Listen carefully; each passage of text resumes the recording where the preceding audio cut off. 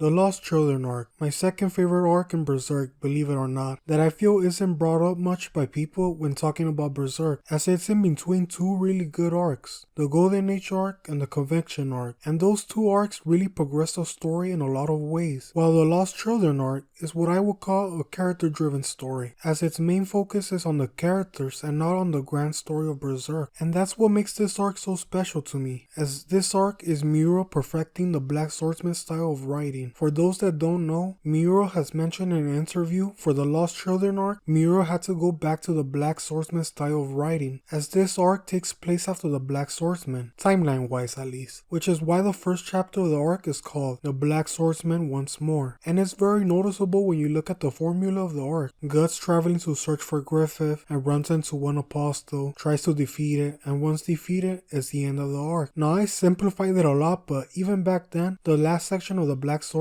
Miura grew so much as a writer as instead of repeating the formula of making Guts just a badass defeating these evil apostles, he added some spice to it by making the Count not completely evil, where we could empathize a little, and that's what Miura took and perfected in the Lost Children arc, as he took it a step further, as unlike the Black Swordsman arc, where Guts is the one barging into everyone else's story and taking over, making the rest of the characters take a back seat, but with the Lost Children arc, Guts isn't the main character, Jill is. Guts is the one who came into Jill's story, and that's what perfected the Black Swordsman style of writing. Then add the relationship between all the main players in the Lost Children arc, Guts, Rosine, Jill, and Puck. All of the characters are connected, intertwined in such a unique way that brings out the worst and best out of each other, and also sheds new light on aspects of the characters in such a natural way, and so much more, which I will get into later in the video. But first, I want to talk about the theme of this arc, which is the loss of innocence, and how one handles that loss. Jill, who lives in an abusive household, is at her crossroads of life, and that's when two people come into her life, Guts and Rosine, both who experienced their loss of innocence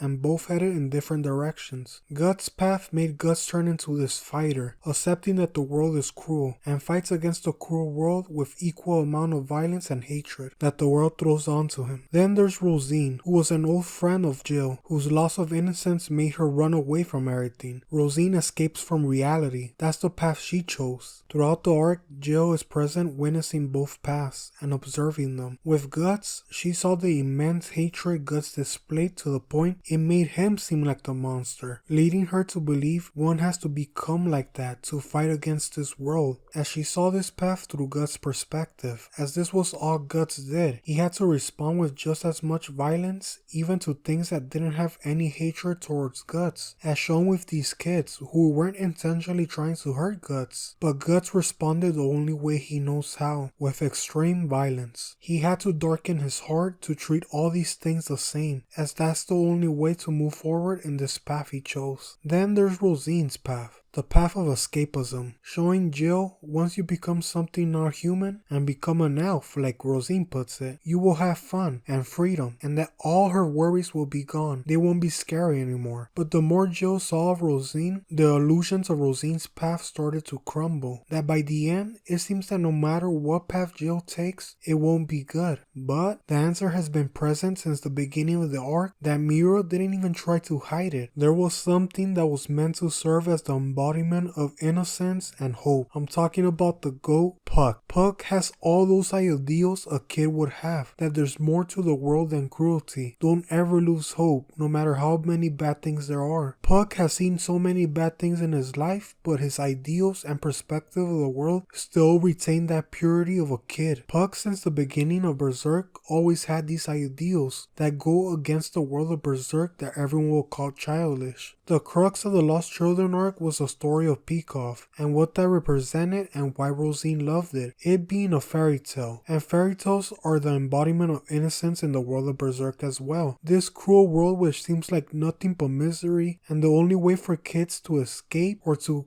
have hope is to absorb themselves in these fairy tales, like Rosine did. These fairy tales served as hope for them. Rosine truly believing the story of Peacock is real and that elves really do exist. But Rosine never found the elves. The fairy tale wasn't true, destroying the last piece of innocence and hope she had, and what drove her to escapism. by becoming something not human. But in the end, when her own illusions she set on herself were finally broken, the first thing she saw was Puck. The hope that Rosine and many other kids believed in really did exist and will always be there. It has always been there. The fact that Rosine saw Puck many times throughout the entire arc but didn't pay attention to him. She thought nothing of him, as she herself already lost her innocence and hope, thus not believing in silly things like elves anymore. She called herself an elf over and over, but she herself knows it wasn't true. Her hope was already gone, so she didn't even stop to realize a true elf was right there until the very end. And it was in the very end that Rosine truly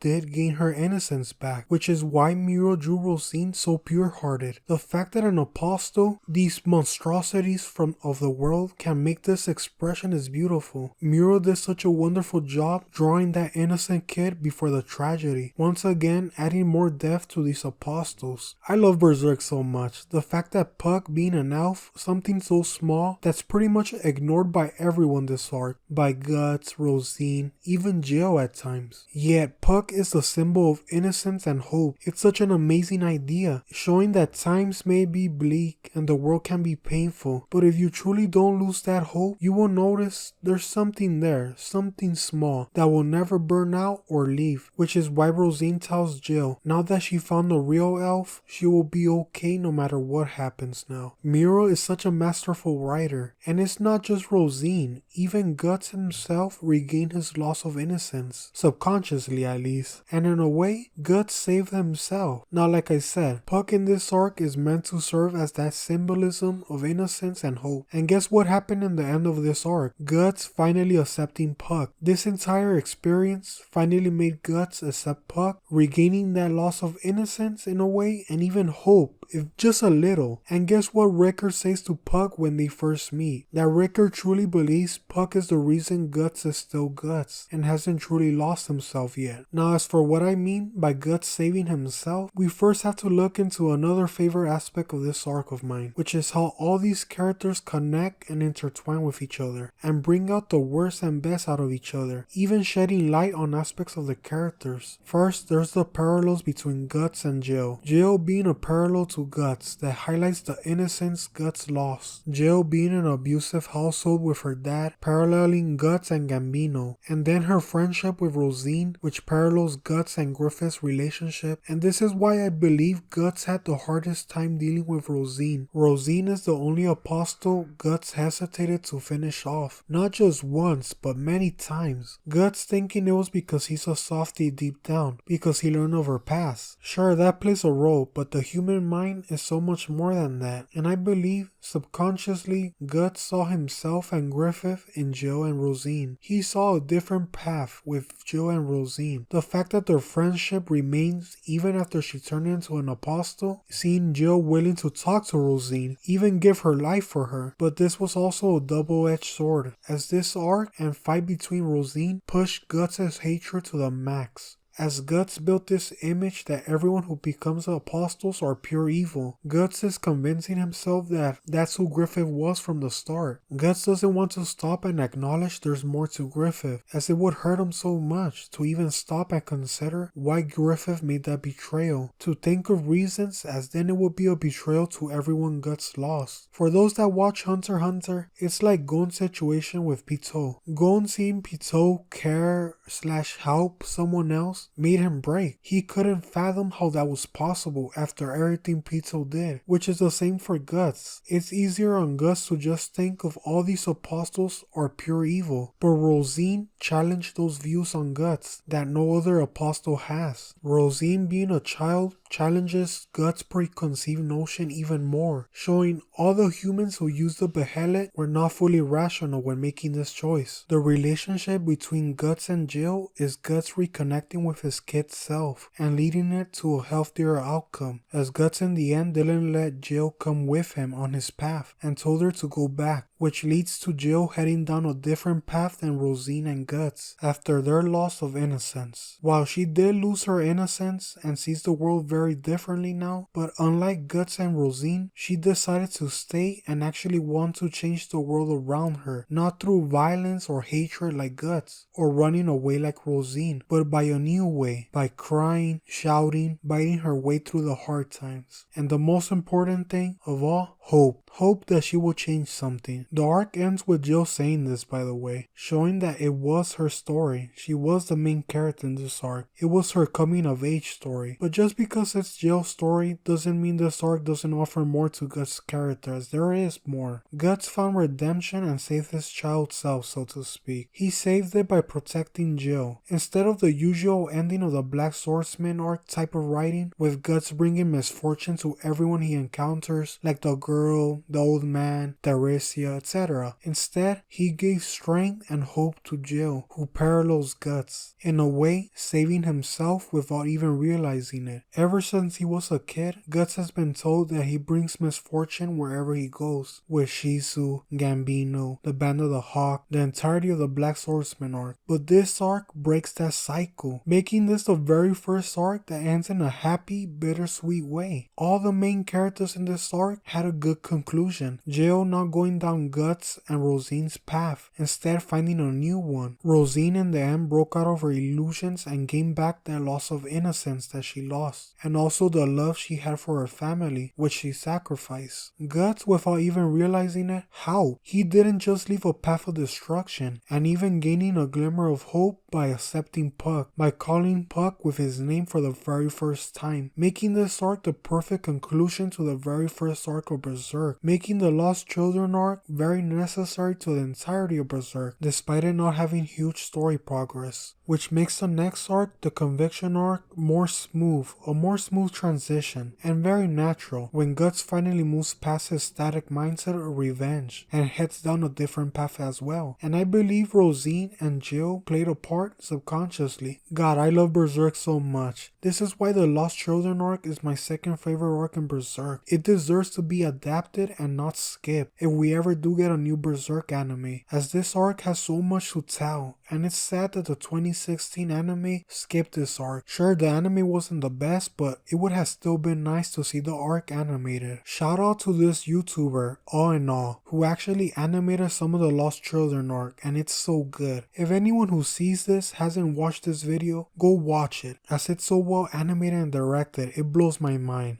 To end the video, I hope whoever watched this video gained a new perspective on this arc, as every arc in Berserk, not just this one, has so much love and thought put into it.